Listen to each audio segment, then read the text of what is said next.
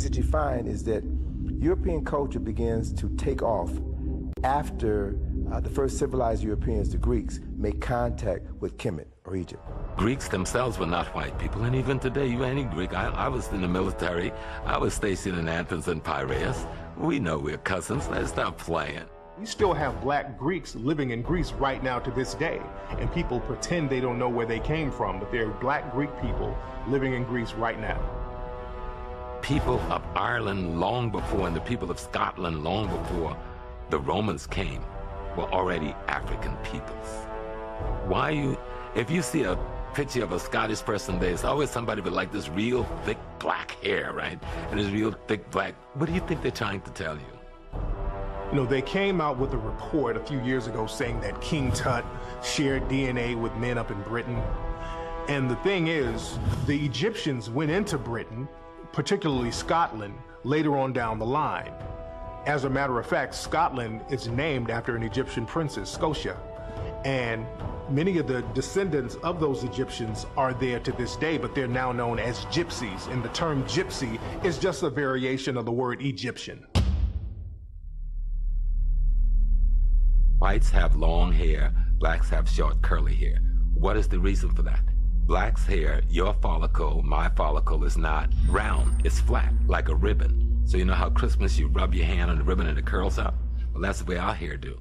White hair is like a soda straw, it's round, so it hangs. What is the purpose for that? All of the main arteries that take the messages and information from the brain to the rest of the body pass through the human neck. So if you're caught in an ice age, you've got to grow enough hair to shield the neck, to insulate the neck. Otherwise, you're gonna die. Same thing with the nostrils. When you're in the sun of Africa, you need these big nostrils we have because you gotta cool the brain down. But if you're in Europe, in all that ice, you don't wanna cool the brain down. So you need a smaller nostril bridge so you can warm the air up that's coming in. These simple physical anthropological realities. The Greeks lost their history, all of it. Okay, the Greeks lost all their history. You know who had their history? The Arabs had the Greeks' history. The reason we know Greek history is because of Islam. Because of the Arabs revered Greek history. And what the Greeks were doing and all their philosophies, they wrote it all down. Then Greece lost their history through wars and this and that and the other. And they regained their history because of Arabic texts. Oh, thank heaven for 7/11. Oh, thank heaven for 7/11. What's 7/11? 7/11 was when the Moors, Africans from Morocco, which is where the word Moor comes from, but Africans from northern Africa went across the Iberian Peninsula, which is a very short distance, into Europe. And they brought culture. They brought writing, they brought civilization, and they brought Europe out of the Dark Ages. It was the Romans that began to call the black people in Africa. Remember that day we didn't speak English. So if you don't speak English, you're not gonna call yourself black, right?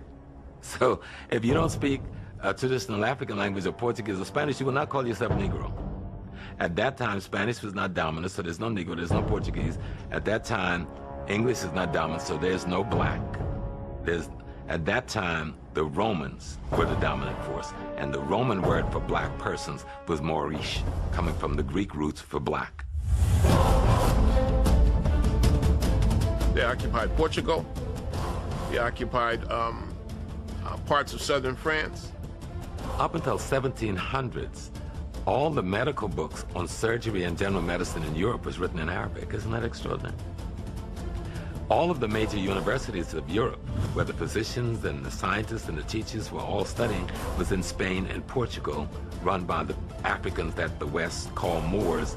And the reason the West keep emphasizing them as Moors, they don't want you to see that this is the same African we got enslaved that gave us all the wealth of knowledge that allowed us to enslave you.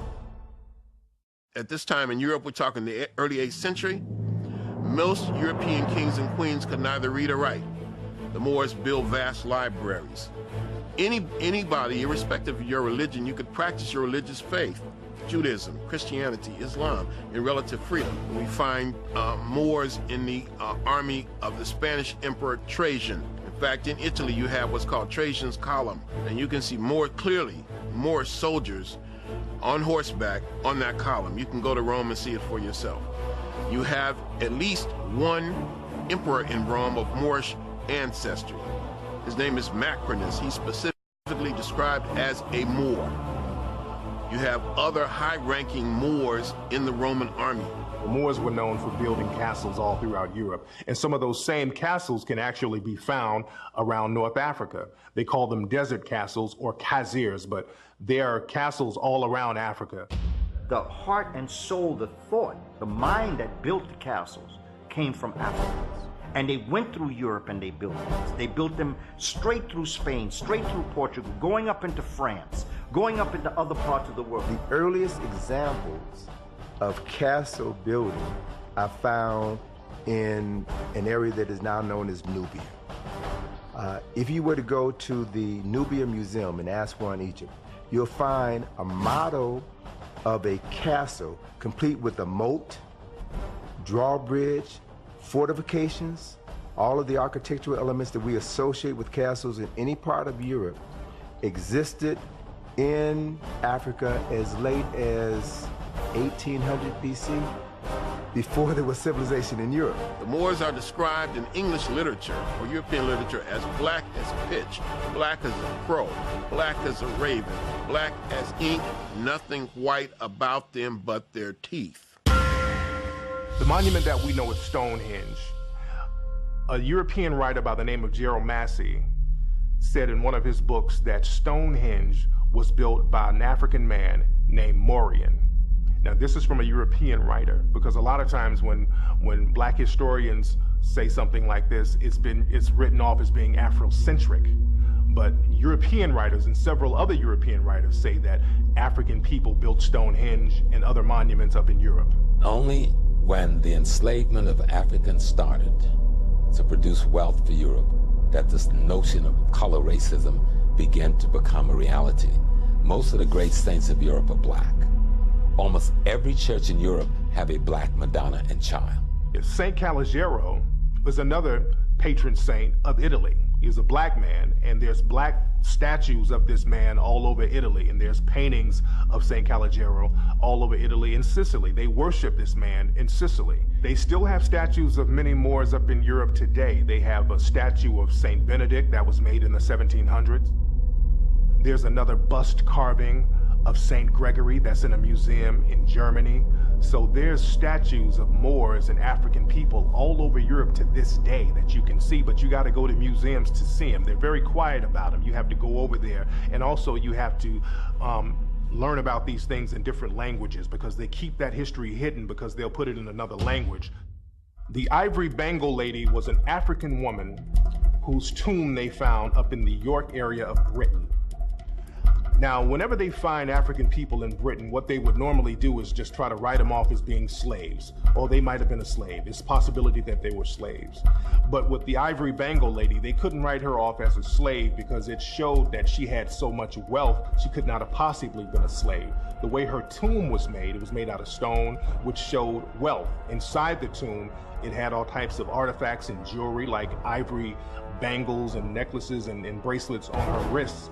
And it showed that this woman was extremely wealthy. Johannes Morris was a 13th century high-ranking official in Italy. And there's a carving, a statue of him at a museum in Italy right now. And this statue of Johannes Morris shows his clearly African features, African nose, African lips, African hair. Look at the countries that are falling. Almost by chronology, they're falling the same way they invaded Africa. Greece is falling, Italy is falling, Spain is falling, Persia is falling. And it's all because what goes around comes around. No hocus pocus, no mumbo jumbo, this is just the way it is. You shall reap what you sow. That's not a biblical term, that's a scientific term.